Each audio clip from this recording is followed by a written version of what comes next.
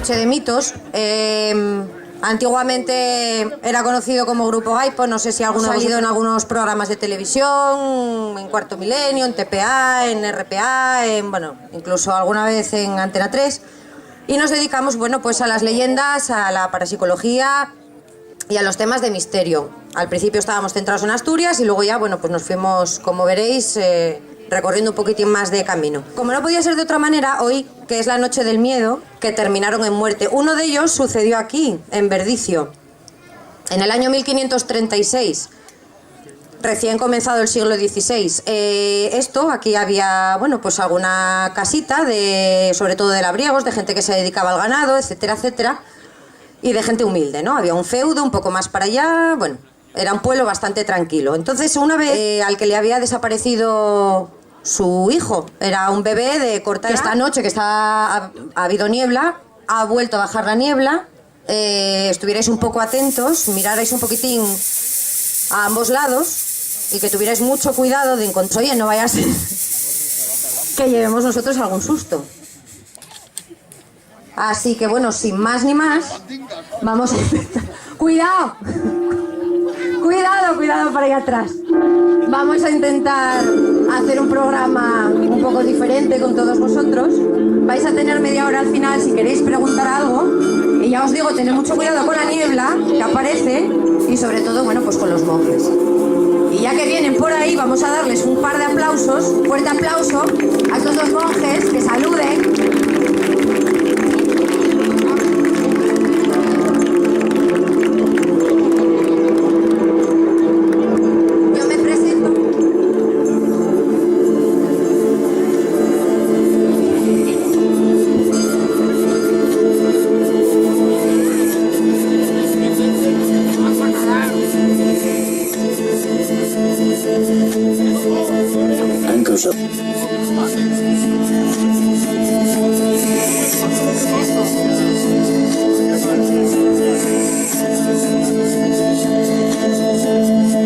Sirvió como cárcel y lugar de ejecución.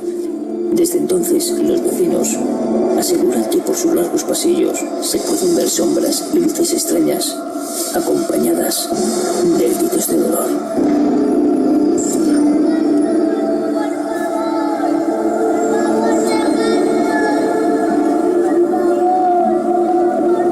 El Colegio Encantado de Turón.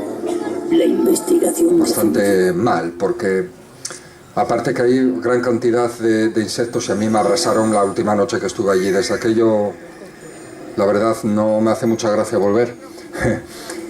Hay que ver, que no tengamos miedo al más allá y a lo del más acá sí. Vamos a trasladarnos ahora a otro lugar de aquí, de Asturias.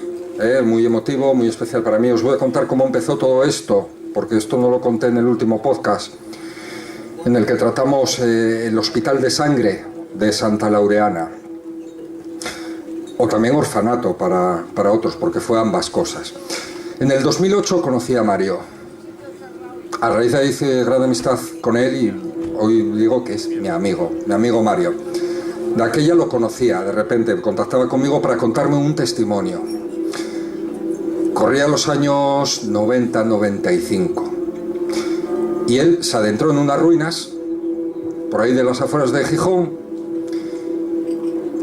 para aficionado como era, pues a ver aquellos programas de Jiménez del Oso, aficionados a escuchar, a leer, a informarse.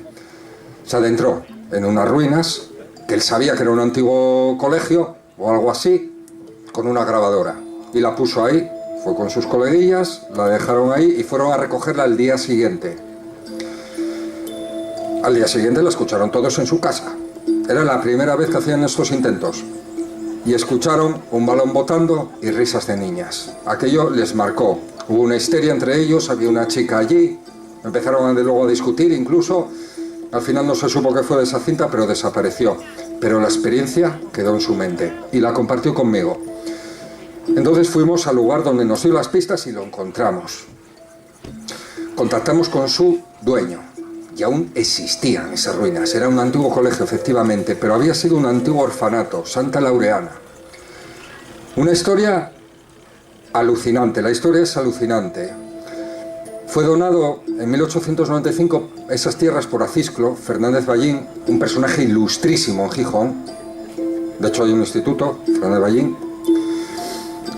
Y donó esas tierras porque no pudo tener descendencia con su mujer, Laureana. Donó esas tierras para que la iglesia cobijase a esas hijas que él no pudo tener, pero que de alguna manera las iba a tener, las huérfanas. Y ahí, durante casi 100 años, estuvieron hasta el año 82, fijaros, pero lo interesante de esta historia no es que, vamos a ver, que hayan muerto niños allí, o que por qué suenan niñas ahí, por qué suenan balones. A ver, hay que investigarlo bien. Lo menos conocido de esta historia fue que sirvió, otra vez, nos remontamos a la guerra civil que marcó como una zarpa de fiera Asturias. Y os lo digo en serio, aquellos que como yo habéis perdido a vuestra abuela, a vuestra bisabuela, que han vivido esos tiempos, lo sabréis bien. Y seguramente como yo daréis cualquier cosa por poder a escucharlos, aquellas historias que ellas vivieron y ellos vivieron. No sé si nosotros estaríamos, ojalá que no, nos pase, preparados para vivir algo así. Pero sirvió como hospital de sangre. Un hospital de sangre es muy poco hablado, muy poco conocido, pero son hospitales de guerra, improvisados. Sí, que fue fundado por un hombre que aparece y desaparece solamente una vez en la historia, y se llama Adelgaster. Se supone que es el hijo ilegítimo del rey Don Silo. Él de repente un buen día aparece en Tineo, funda el monasterio de Bona junto con su mujer Brunilde y desaparece. No se vuelve a saber absolutamente nada más de este personaje. Por eso es tan controvertida el acta fundacional de este monasterio. En este monasterio el rey Alfonso X, creo, viene hasta aquí, lo conoce y obliga que el camino de Santiago se desvíe y que tenga que pasar precisamente por aquí, ocasionando un poco de desvío en lo que era el camino original. Pero lo obliga, no se sabe muy bien por qué, que se pase por aquí. Y establece que los monjes de este monasterio, este es Adelgaster, es una figura bastante vampírica, sinceramente, si la veis. Y así que su primer hijo fuese destinado directamente a formar parte del monasterio y en consecuencia parte de sus tierras heredadas.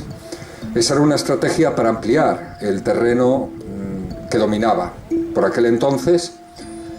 Los castillos, los señores feudales y los monasterios eran los que gobernaban en la Edad Media.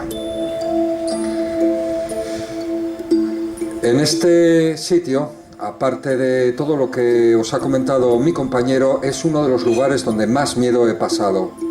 Y de verdad os lo cuento. Como muchas de estas ocasiones, cuando no vas a buscar lo paranormal, lo encuentras. Y ocurrió, pues cuando al poco de conocerlo, contamos sus leyendas, hicimos un programa de radio para aquella era Onda Peñas, investigando el misterio. Y me comprometí a los entrevistados a acercarles una copia en CD del programa.